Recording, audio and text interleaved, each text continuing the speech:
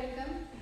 सारे स्टूडेंट्स जो gender studies की पढ़ाई कर रहे हैं और उनमें कुछ प्रॉब्लम आ रही है कि आखिर हम जेंडर और सेक्स को कैसे डिफ्रेंशिएट करें और जेंडर और सेक्स को कैसे परिभाषित करें, एक शॉर्ट नोट के टाइप का जो आंसर होता है वो कैसा हो सकता है। तो इसके लिए मैं एक क्वेश्चन आंसर फॉर्मेट का ही उदाहरण लेकर के आई हूँ आपके सामने।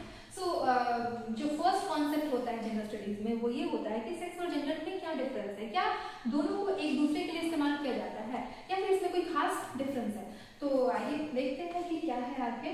तो जैसे कि आप लोग यहाँ देख रहे हैं, जो सेक्स है ये बुनियादी स्तर पर महिलाओं और पुरुषों के बीच जीव वैज्ञानिक अंतर है। सबसे बड़ी बात, सबसे इंपॉर्टेंट पॉइंट है कि ये जीव वैज्ञानिक अंतर है, मतलब प्राकृतिक अंतर है।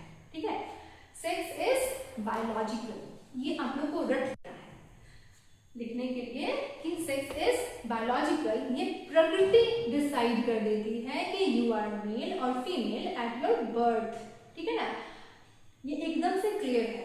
सो सेक्स इज बायोलॉजिकल और मनुष्य का जो जन्म होता है वो या तो पुरुष के रूप में होता है या एक स्त्री के रूप में पैदा होता है। हाँ, कुछ ऐसे भी बच्चे पैदा होते हैं जिनमें पुरुष और स्त्री की मिश्रित शरीर रचना पाई जाती है और जिसे हम लोग ट्रांसजेंडर शब्द से परिभाषित करते हैं। ठीक है, तो कुछ बहुत लेसर परसेंटेज जो है वो ऐसे भी मनुष्य पैदा होते हैं, ऐसे भी बच्चे पैदा होते हैं जिसमें जो कि पूरी तरह से मेल नहीं हो पाते, जिनके रिप्रोडक्टिव ऑर्गन्स पूरी तरह से डेवलप नहीं हो पाते।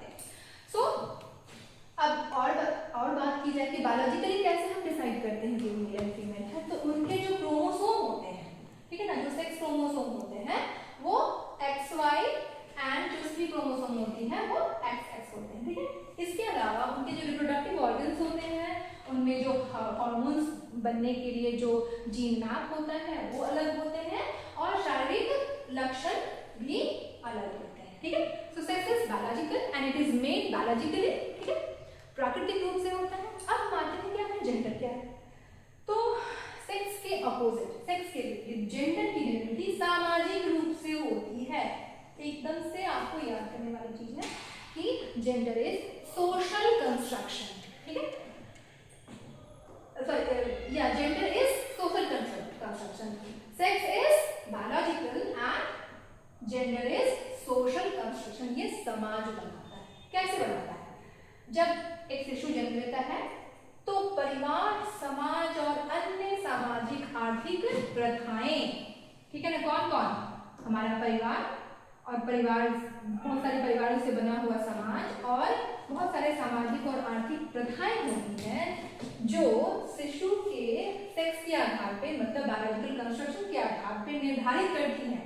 क्या निर्धारित करती है? विभेद, मतलब अंतर निर्धारित करना शुरू कर देती है। और ये अंतर क्या करती है?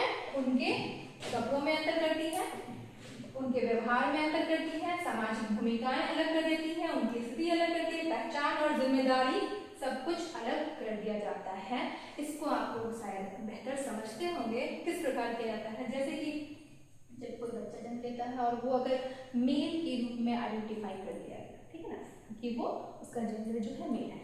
अब उसे सबसे पहले तो उसे पिंक कलर के कपड़े नहीं पहनाने चाहिए। ठीक है, तो यहाँ से ही ना धीरे धीरे धीरे धीरे बहुत सारी चीजें, जैसे कपड़े पहनाने की बात की, व्यवहार उसका, अगर वो अच्छा कपड़े पहनाने पर भी एक बहुत छोटी सी बात करूँ मैं, साधारण सी बात है बहुत सारा, लेकिन ये बहुत मार्के वाली बात है।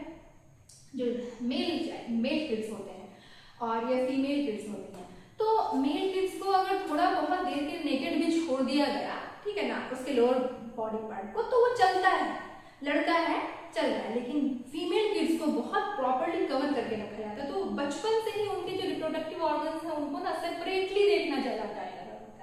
तो यहाँ पर भी मतलब उनके कपड़े पहनने और उनका व्यवहार इसी तरह आगे बदलेगा, क्योंकि ये बहुत ही मतलब नॉर्मल बात देखी जाती है कि जो लड़के होते हैं वो हाफ पैंट में भी निकल जाते हैं, चलते हैं फिरते हैं बाहर, तो उनको कोई ऑब्जेक्ट नहीं करता है। क्यों?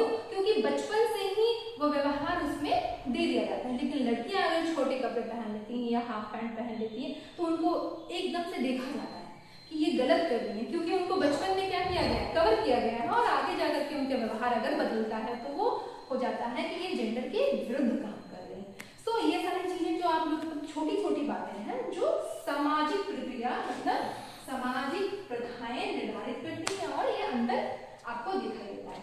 तो जैसा कि हम लोगों ने देखा कि बच्चा जन्म लिया, डिसाइड करके मेल है फीमेल है, लेकिन समाज उसे बताता है कि तुम्हें किस तरह रहना है, क्या पहनना है, क्या जिम्मेदारियां निभानी है। तो ये जो रोल्स है ना, ये जेंडर रोल्स हैं और यही जेंडरिंग है, यही जेंडर बनाना है।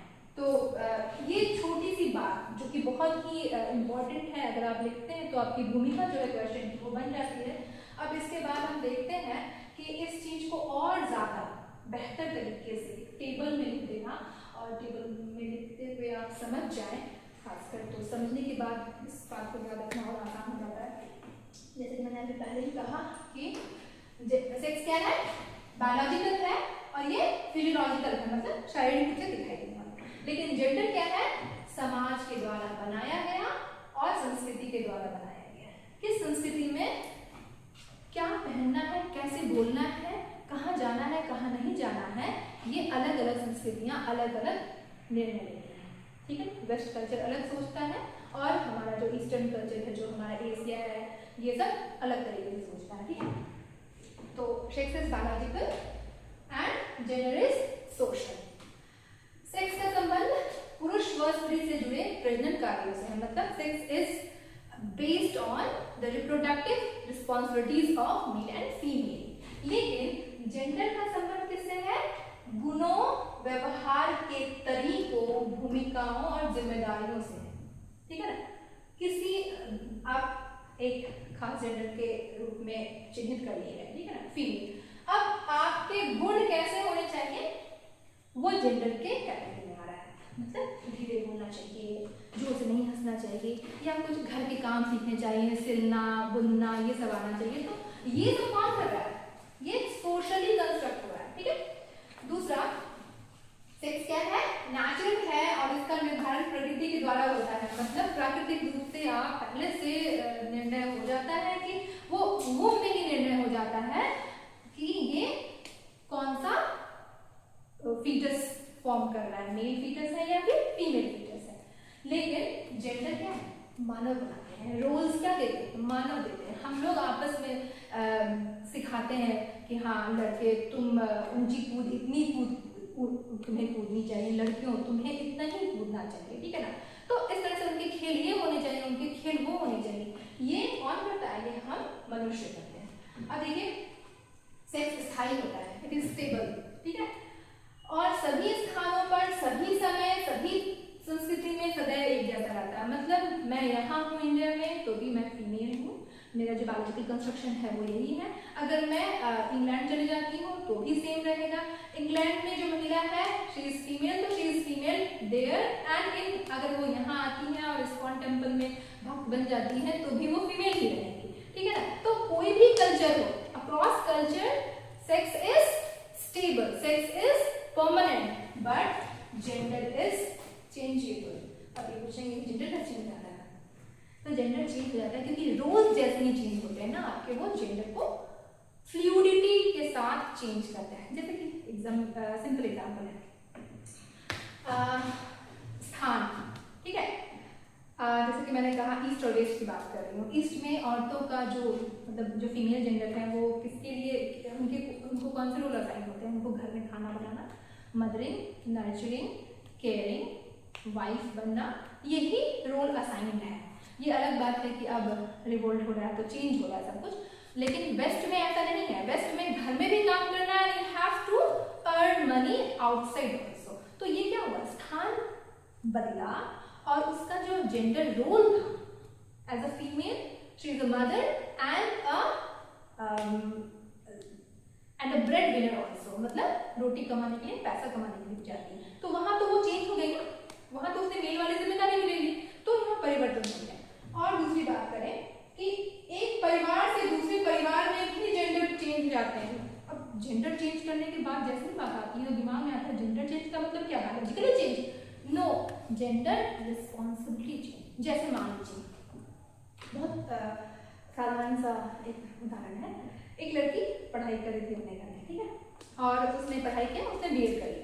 बीएड करके वो अपने घर में थी, उसकी शादी जब हो गई, जब तक वो अपने घर में थी तो बहुत लड़की जैसा व्यवहार था उसका, मतलब कि घर में ही रहना है, अगर वो बीएड के लिए जा भी रही है तो उसके भाई को छोड़ने जा रहे हैं स्कूल कॉलेज, और उसके बाद पढ़ाई पूरी हो गई। लेकिन जैसे ही वो अपने ससुराल जाती है, उसकी शादी हो जाती है, तो उसकी नौकरी लग जाती है, और नौकरी के बाद उसे बाहर जाना है, सारे काम करने हैं, सारे निर्णय लेने हैं, सब्जियां भी खरीदनी है, नौकरी भी करनी है, और भी बहुत सारे ऐसे काम करने हैं जो आदमी को करने होते हैं। तो उसका जो रोल है वो चेंज हो गया ना अपने परिवार में। जब वो मायके में थी तब वो क्या थी, एक फीमेल की तरह बिहेव कर रही थी, लेकिन जैसे ही उसको नौकरी मिली तो वो क्या करने लगे, एक मेल की तरह बिहेव करने लगे। हो सकता है कि उसका हस्बैंड अगर आर्मी में है तो आर्मी में है वो सारे काम नहीं कर सकता जो उसकी फैमिली को जरूरी है, सारे काम जैसे बिजली का बिल भरना है या फिर आपको कुछ कंस्ट्रक्शन करवाना है, तो ये सारे काम की जो जिम्मेदारियां हैं उसको मिल जाती है। तो इस तरह क्या होगा, वो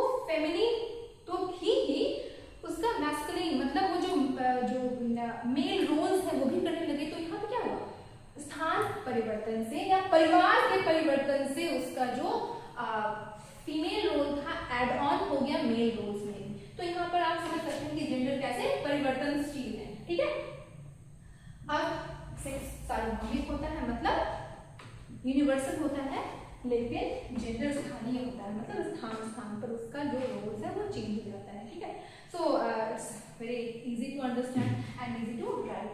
अब हम लोग एक और चीज देखते हैं, बहुत फेमस कोट है सिमोन द बुआ का।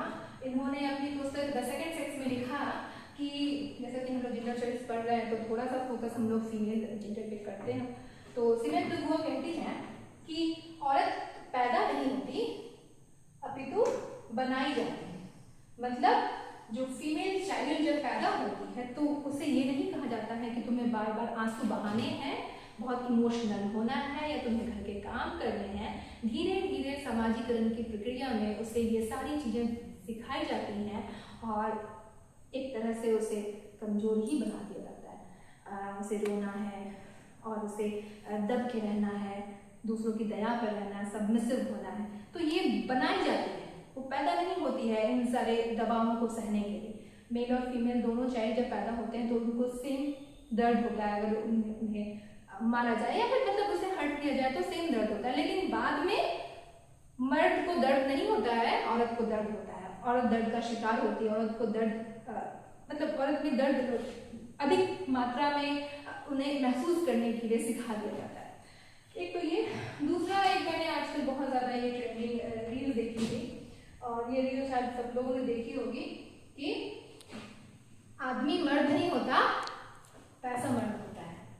तो अब हम लोगों ने देखा ना कि जेंडर जो है क्या होता है, जेंडर रोल पर जेंडर डिपेंड करता है। तो अगर औरत के पास पैसा है तो she will be the bread winner, मतलब वो रोटी कमा रही है तो अब वो मर्द हो गई। और अगर लड़का है उसके पास पैसा नहीं है तो वो मर्द नहीं है, उसे हर जगह दुत्कारा जाता है, क्या कमा रहे हो, क्या पढ़ रहे हो, कुछ नहीं हो रहा है तुमसे। तो ये भी बात अपने आप में सिद्ध करती है कि जेंडर मतलब मर्द या औरत होना उसके किसी खास शरीर से नहीं, उसके पैसे कमाने या समाज ने उसे किस सांचे में रखा है उससे निर्धारित होता है। तो मैं कोशिश करूंगी कि इस बात को आप लोग बेहतर समझें और ये समझें कि पैसा कुछ नहीं होता है, हमारा व्यक्तित्व सब कुछ होता है, और समाज की इस तरह की खोखली अवधारणाओं को हम लोग खारिज करें और जेंडर का जो भेद है, जो डिस्क्रिमिनेशन है उसको खत्म करें और एक साथ सामंजस्य में रहें, जिससे कि आगे आने वाले समय में जेंडर को पढ़ना ना पड़े, जेंडर को हम लोग समझ जाए। धन्यवाद, नमस्कार।